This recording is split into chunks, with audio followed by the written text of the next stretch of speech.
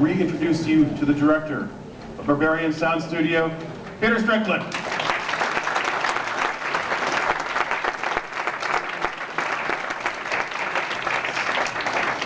So you made a unique film about madness, a unique film about horror films, and it's fascinating because you never actually see the film, although maybe they are the film. Can you talk about, what was your inspiration for the story?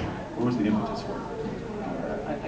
I guess there are many starting points, but there's this piece of music by Kathy Berberian called Visage, not the band Visage, but with her husband Luciano Bello, and it's this 20-minute piece of howling. So it's this 20-minute, very intense piece, and it's an avant-garde piece of music, but I just thought this would be amazing in a horror film. And it just kind of got me thinking about, let's say, Penderecki, that on record he's just classed as difficult music, quite elitist, but when Kubrick used his music in The Shining, it just, people respond to that. So that, I started to kind of read up on the Italian soundtracks, and I think quite a few of them, Morricone's band, I pronounce Gruppo di Improvvisazione Nuova Consonanza, who were incredibly formal and academic, but they were also doing, horror soundtracks, and of course Morricone, so many Giallo soundtracks,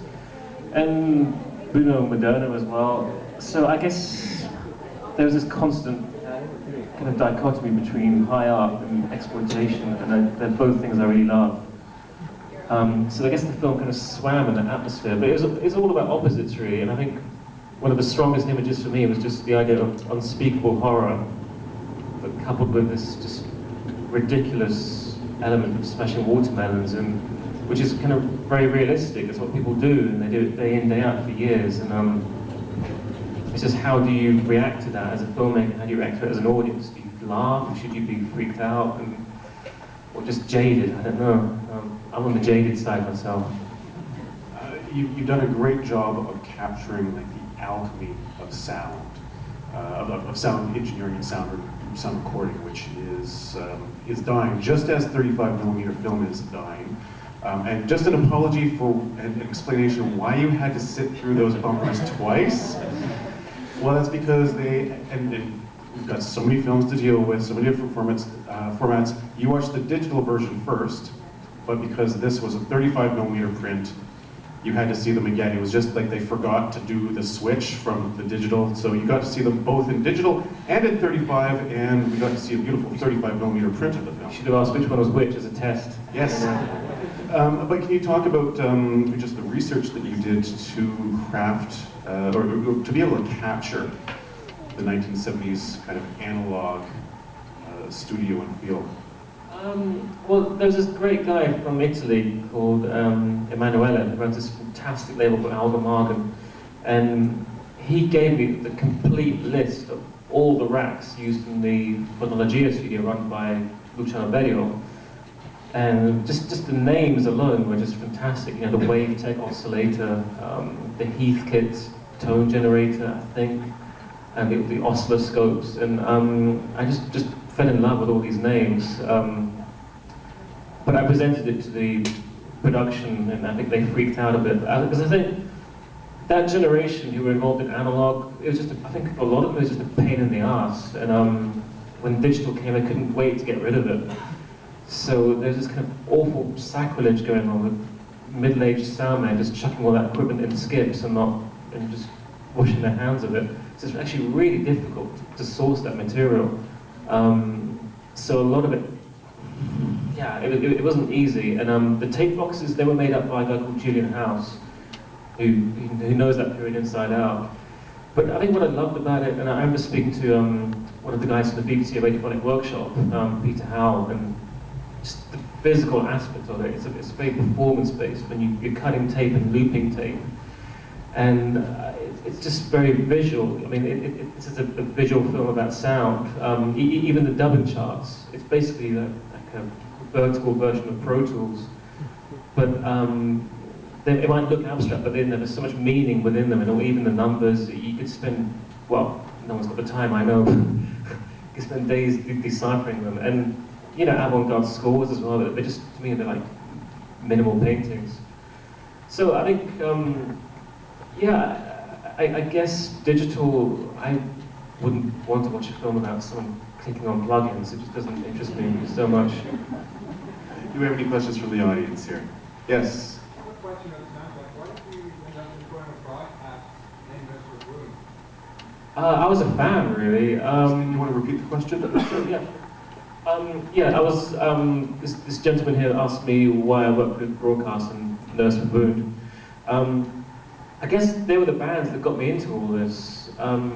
Stephen Stapleton from Nurse, he had this legendary list of bands he was into, and he was a bastard really, because some of them were fake, and I wasted a lot of time trying to track down. This is before the internet, so I really resent him for that. But he got me into a lot of Italian stuff, like Franco Battiato, I don't know if you know his 70s stuff. I think it was Silenzio del Lumare or stuff like that. But and I mean, broadcast, in their interviews, they'd always name drop, Bruno Nicolai, who's actually my favorite composer from that period. So it just made sense to approach them. I mean, I knew Steve just purely from being a fan. I knew him from 1995, it was my first film. So for me, it couldn't be anyone other than broadcast. I think they had this way of capturing that sound without it being a pastiche, and I guess, you know, they moved it forward somehow. And anyone else? Hold on one second, we'll give you another shot, James. Anyone else has got it? All right, James. The improv, were they all from the band, or were any of the improv on the studio on the set? So I didn't hear that? The improv, when you play the organ, you know musical Oh, yeah. improv, were they actually played by like the broadcast, or were they improv on set? They were played by broadcast. I mean, it was a bit, I mean, I don't know if everyone knows, but very sadly, Trish from broadcast, she died just before we started the film. And so, because originally we were going to have that done in advance, and the actors would mime to those bits. But obviously, given James's circumstances, that didn't happen. So we tried to edit it as closely as possible to what came afterwards. But yeah, they were basically, that was always in the script that would happen. So I think James kind of looked at the hand movements and tried to do his best with that, really. Can you talk a little bit about the credit sequence? Because it's beautiful, but it's evocative of the credit sequences from the time. Yeah, that was, it wasn't in the script originally. That was Julian House, that was his idea. And so we approached Julian. I mean, he's a sleeve designer. He does some really shit bands like Oasis, but he does some very good bands like Broadcast. And so I forget the shit bands he does. And so I think he's very, very good. He kind of knows that world inside out. And he was very good at suggesting things. So we originally approached him to do the poster, but also all the tape boxes, all the logos, and so on, all the paperwork. But he just said, well, why don't you start off the film with a credit sequence for the film within the film, which I thought was just fantastic. And we had to get it past Toby's agent that we'd start the film with Peggy Ansel, not Toby Jones.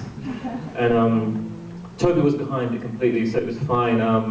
We were going to start the film at the very, very beginning with that sequence, but we just couldn't come out of it afterwards into the corridor. It just didn't work. So I really wanted to have that confusion that, you know, everyone's in the wrong. It's just me, I'm a bit juvenile. But so we kind of got talking about different influences. Obviously, I think Fulci's Lizard in a Woman's Skin, in terms of, you know, the bass lines they were using and the colours, but also some non-Italian horror stuff, such as Witchfinder General. And the biggest influence was the Uri Hertz film, The Cremator, which I believe is showing here, or has shown here. Because Schwankman did the credit sequence for that, which is basically these cut-ups of human bodies kind of falling apart, like leprosy or something. So we photographed some Slovak girls screaming just to make the Slovak connection with Hertz. So I mean, I think the film that Santini does, I wouldn't call it a classic Giallo film. It's more like gothic horror, coming from Barber's Black Sunday or Suspiria, of course. I mean, to me, Santini, he's just a he thinks he's like Argento, but he's just a talentless playboy who's, you know, a bit lazy. But so I think with Julian, he just did it. I mean, the only thing I supplied him with was these friends of mine who were screaming, and he just went away with James, and they came back with it a few months later, and I liked it. I mean, seeing it so huge is such an experience. Just kind of reminds me, this is why we're here, to see images like that, which are so profound. No, it's like, I mean, I would watch that on a loop for 90 minutes. That credit sequence, but that's just me. How did you get Toby involved in the production? The casting agent, really. She suggested him. I looked at his photograph and scratched my head a little bit, and he looked at the script, he scratched his head a little bit, and we met, and he wanted to do it, and it kind of worked out. I mean, that was fairly straightforward. I think he's very open to doing stuff that's interesting. I think most actors, it's all about, you know, the material, if they respond to it. I mean, saying that, not every actor responded to that script, but he was one of them. Everyone else? Yes, in the back there. Do you speak Italian? No. The question was, do you speak Italian? I mean, that was a weird one, because my first film was in another language, and I thought, oh, God, I don't want to do this again. But it had to be Italy because of that genre, and it's something that was so unique in world cinema that you couldn't find anywhere else, that fusion of music and film.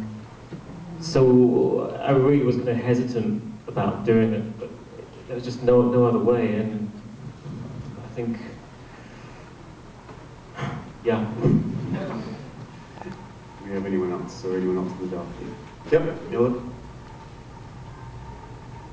Hey, I'm wondering how much of the equestrian vortex you figured out in order to be able to Well, I wrote a synopsis. I didn't write the actual script. I keep meaning to write the script just as an extra for the DVD, but time kind of gets in the way. Yeah, I had it kind of figured out. It wasn't particularly pleasant to write, but yeah, I mean, everything, you know, including the dubbing charts, the scene numbers, and so on. It had to have a structure. So if anyone had the time to take me to task in it, I could stand up for the film, probably more than Santini, actually. Anyone else here? Yes, on the side.